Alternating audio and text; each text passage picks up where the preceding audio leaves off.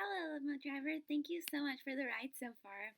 So, I had the Romantic period, and I learned that it started in the 1820s until the 1900s. It was neat to learn that the Romantic period was not all about the warm feelings. Instead, it related to fantasy and imagination. Nowadays, I don't think many people would think of a story such as the Earl King to be that romantic, but I think I would personally prefer romanticism as fantasy and imagination rather than a warm feeling. To be honest, I came here not having any musical background, but I have learned so much.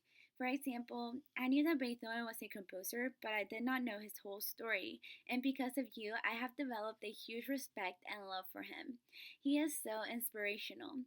Even though the classical period has been my favorite so far, it is cool to see how composers from that era have influenced composers in the Romantic period as well.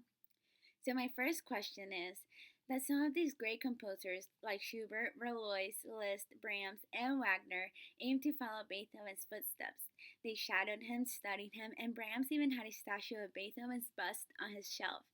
How did Beethoven, such a great influential composer that these other composers aimed to be like, create his compositions, his symphonies, if he could not hear well and at the end became deaf? I guess what I'm trying to ask is, how did Beethoven know exactly where to put each instrument? And how did he know exactly what would go well with each other if he could not hear? To me, that is mind blowing and it's just so amazing.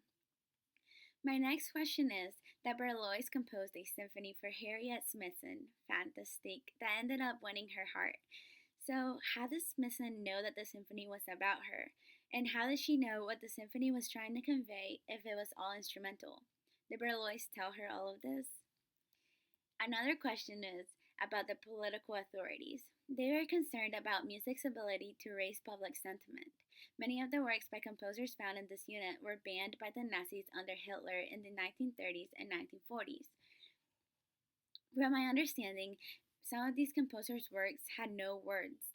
They were just instrumental. So, how could political authorities and people in general know what some of these works were trying to convey? My last question is more for clarity.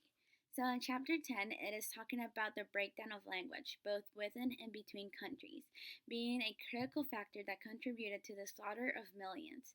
Then it mentioned that the collapse of functional diplomatic language could be discerned in the late works of Mahler, where there was a collapse in the musical language.